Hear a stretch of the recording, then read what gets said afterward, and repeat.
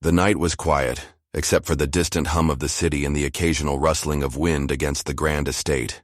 The mansion stood tall, its towering walls concealing secrets no one dared to speak of. Inside, the chandeliers cast a soft golden glow, reflecting off the polished marble floors. It was a house of wealth, power, and influence, a place where appearances mattered more than the truth. In the heart of the estate, a single lamp flickered in the master bedroom, where Layla sat by the vanity, brushing her long, dark hair. She had always been seen as the perfect bride, young, beautiful, obedient. Her husband, Amir, had chosen her for those very reasons. Their marriage was a display of status, an arrangement more than a love story. Yet behind the perfectly curated smiles and grand dinner parties, something far more complex was brewing. Downstairs in his private study, Ibrahim Al-Mansour, Amir's father, leaned back in his chair, swirling a glass of expensive whiskey. His presence commanded respect, his voice, his stare, the way he carried himself. He was a man who had built his empire with an iron fist, never allowing weakness to show. Yet tonight there was something restless in his eyes, something dark lurking beneath the surface. Servants moved silently through the halls, knowing their place, sensing the unspoken tension in the air. They had seen things, heard whispers, but in this house, silence was survival. They knew better than to question what lay beneath the polished image of the Al-Mansour family. But that night, something shifted. The balance of power, the carefully maintained facade, it all began to crack. And by the time the sun rose, the house would never be the same again. The air inside the mansion grew heavier with each passing day, thick with tension no one dared to name. What had once been quiet, subtle glances had turned into lingering stares, brief touches that lasted a second too long.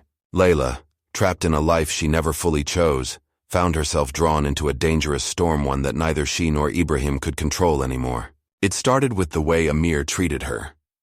He was a good husband in the eyes of others, dutiful, responsible, the perfect son of a powerful man.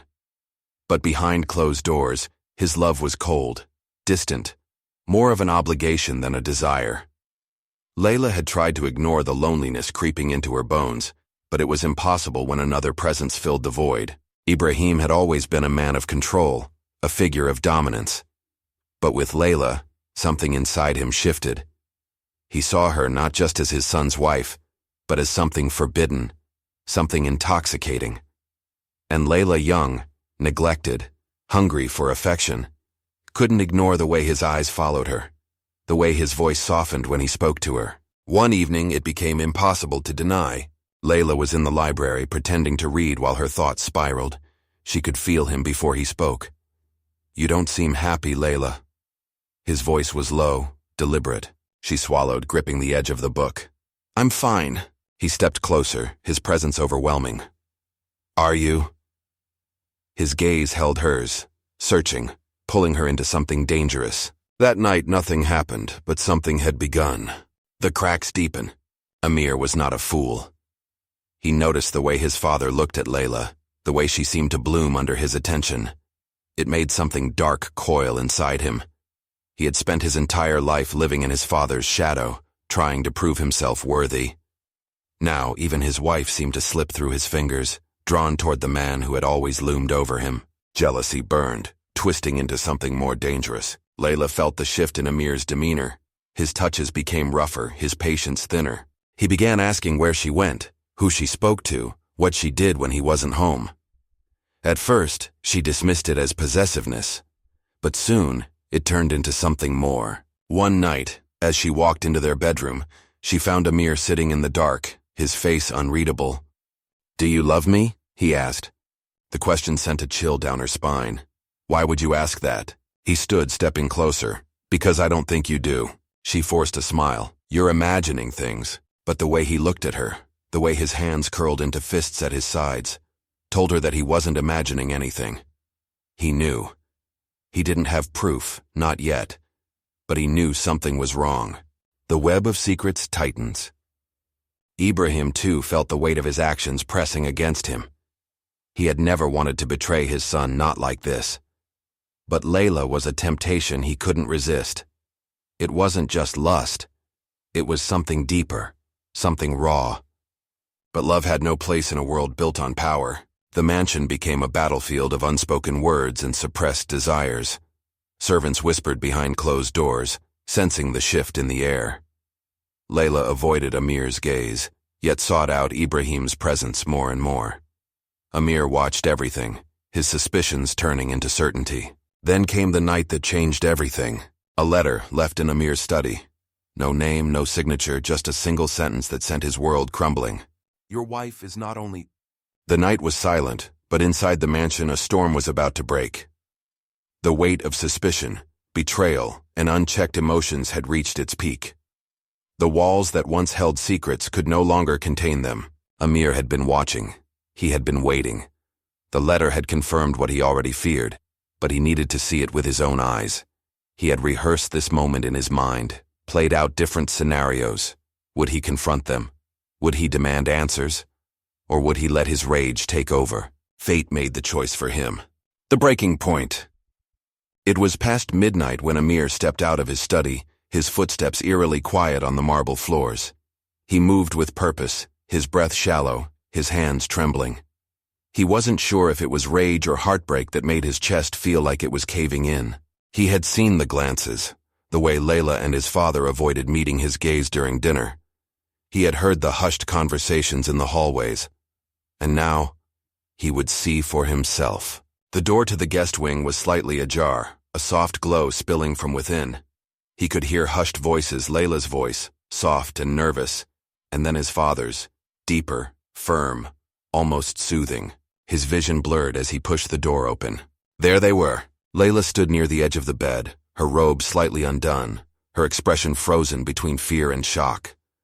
Ibrahim was close, too close, his hand resting on her waist. Time stopped. Layla gasped, "Amir!" But Amir wasn't listening. The crime unfolds. The world became a blur of rage. Amir didn't remember reaching for the gun in his waistband, didn't remember stepping forward. All he knew was the deafening sound of his own heartbeat, the cold weight of betrayal pressing against his chest. Ibrahim's face hardened. "Put the gun down, Amir." His voice was calm, too calm. "Tell me it's not true." Amir's voice cracked, his grip unsteady. His eyes flickered between Layla and his father. "Tell me this isn't happening." Layla took a step forward. "Please listen." "Don't!" he snapped, the gun shaking in his hands. His eyes burned, a mixture of hatred and devastation. Ibrahim sighed, shaking his head. "You were never strong enough, Amir. That's why she came to me." The words sliced through him, deep and unforgiving. Before he could think, before he could stop himself, the gun went off. The sound exploded through the room, a single shot shattering everything. Ibrahim staggered back, his mouth slightly open, disbelief flickering in his eyes before he collapsed onto the floor. Layla screamed. Blood spread across the pristine carpet, dark and thick, staining everything it touched. Amir stood frozen, the gun still in his hand, his breath shallow and uneven. The reality of what he had done crashed over him like a tidal wave. Ibrahim's body twitched once, then went still. Layla dropped to her knees beside him, sobbing. "No, no, no." She pressed her hands to his chest, as if she could push back the life that was already slipping away. But it was too late. The aftermath. Amir took a step back, his mind reeling. The room was spinning, the walls closing in. His father was dead. His wife was screaming. And he was a murderer. Layla turned to him, her face streaked with tears. "What have you done?" He couldn't answer. Somewhere in the distance, the sound of hurried footsteps echoed through the halls. The servants had heard the shot. The mansion was waking up. Panic set in. Amir dropped the gun, his hands shaking as he stumbled backward. He needed to think. He needed to run. Layla's sobs filled the room, but he barely heard them. His mind raced through the possibilities, turn himself in, blame it on an intruder. But there was no time. The door burst open. The mansion, once a symbol of power and wealth, was now a crime scene soaked in silence and blood. The body of Ibrahim al-Rashid lay cold, his life stolen by the very son who had spent years living in his shadow. The echoes of the gunshot still seemed to linger in the vast halls, and with them the weight of irreversible consequences. For Kars, the immediate fallout. Layla was the first to move. Her hands were stained with Ibrahim's blood, her sobs raw and uncontrolled. She reached for Amir, but he recoiled as if her touch burned him. "Amir." Her voice broke, filled with something between fear and devastation. He didn't respond. His gaze was locked on his father's body, his breaths shallow, his hands trembling. The mansion came alive with chaos. Servants rushed in, gasping at the sight, some screaming, others too stunned to move. The guards hesitated, uncertain whether to act, to protect Amir or detain. Then the police were called. Amir remained frozen as officers arrived, their voices sharp and commanding. He barely registered the cold steel of the handcuffs locking around his wrists. Layla screamed his name as they led him away, but he didn't turn back, because in that moment he knew his life was over. The days that followed were a blur of interrogations, media frenzy, and hushed whispers that spread like wildfire. Layla, confined to the mansion, was a ghost of herself. She barely ate, barely spoke. The guilt consumed her. She hadn't pulled the trigger, but in her heart, she knew she had set the fire that burned everything down. She had loved them both in different ways, and now one was dead, and the other was branded a murderer. Amir, locked behind bars, refused to speak. He barely slept, haunted by the moment he had pulled the trigger. The rage that had blinded him that night was gone, replaced by a hollow emptiness. But guilt was not the worst part. The worst part was that, despite everything, despite the blood on his hands, he still wasn't sure if he regretted it. News of the crime spread fast, dominating headlines, talk shows, and gossip columns. Wealth, power, and betrayal, inside the shocking scandal of the Al-Rashid family. Son kills father in a fit of jealous rage. What really happened inside the mansion? The public was divided. Some called Amir a monster, an ungrateful son who had murdered his own father over a woman. Others saw him as a victim, a man pushed to his breaking point by betrayal and manipulation. Layla, too, became a subject of debate. Some labeled her a temptress, the woman who had turned father against son. Others painted her as a tragic figure, caught in a dangerous game she never meant to play. But in the end, the world moved on. The media found new scandals to chase, new stories to sensationalize. But for Layla and Amir, there was no moving on. The courtroom was filled to capacity when Amir stood before the judge, his face expressionless, his fate hanging in the balance. The prosecution painted him as a man consumed by jealousy and rage, a privileged son who had acted in blind fury. The defense, however, argued something else. They spoke of years of living under his father's dominance, of unspoken tensions and psychological torment. They argued that Amir had snapped not out of cold-blooded intent, but from years of repression finally exploding into violence. Layla testified, her voice shaking as she described the moments before the crime. She did not defend herself. She did not beg for sympathy.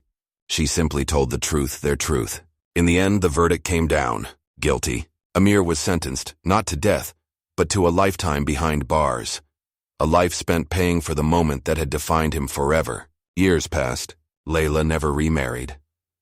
She lived quietly, away from the public eye, carrying the weight of a love that had destroyed everything. Amir, behind prison walls, learned to live with the silence. The world outside forgot him, but he did not forget himself. Some nights he dreamt of that moment, the gun in his hands, his father's last words. And some nights he woke up knowing that, even if he could turn back time, he would still pull the trigger. Years had passed since that fateful night, but the shadows of the crime never truly faded. The mansion, once filled with power and wealth, remained a relic of the past, silent, empty, and tainted by tragedy. The echoes of that single gunshot still lingered in the minds of those who had lived through it. Oh, final fates. Amir sat in his prison cell, staring at the cracked ceiling above him. His life had become a routine wake up, eat, survive another day. The rage that had once consumed him had long since burned out, leaving only quiet acceptance. He had killed his father. Nothing could change that. At first he had expected regret to come crashing down on him. It never did. What haunted him wasn't the act itself, but the question of whether he had ever truly been free. His entire life had been dictated by his father's control, by the weight of expectations, by the invisible chains of power. Even now in a cell, was he finally free? Or was he just imprisoned in another way? Layla had disappeared from the public eye, retreating into a life of solitude. She never visited Amir, not because she didn't care, but because she knew she was a reminder of everything he had lost. She carried her own burden of guilt, living in the ruins of a love that had cost too much. In the eyes of the world, she had been many things: seductress, victim, manipulator. But in her own mind, She was simply a woman who had made choices, some right, some terribly wrong. She had loved two men, and in the end, she had lost them both. The trial had been a spectacle, but the verdict had been expected. Amir had committed murder and he had been punished for it. By the laws of the court, justice had been served. But the deeper question lingered: was justice ever truly that simple? Ibrahim al-Rashid had been a powerful man, a figure who controlled those around him through influence and unspoken authority. His death had not erased the years of control he had wielded. Amir's act of violence had not undone the damage inflicted long before that fateful night. Had Amir been the villain, or had he simply broken under the weight of something larger than himself? Had Layla been the architect of destruction, or had she, too, been a victim of a world where love and power could never coexist? The answers were never clear. The case had sparked endless debates. Some saw it as a cautionary tale of wealth and unchecked power. Others viewed it as a tragedy of love, jealousy, and human weakness. The media eventually moved on, finding new scandals to dissect. The world forgot. But for those who had lived through it, the scars remained. The story of Amir, Layla, and Ibrahim wasn't just about crime. It was about the fragile lines between love and obsession, power and control, morality and survival.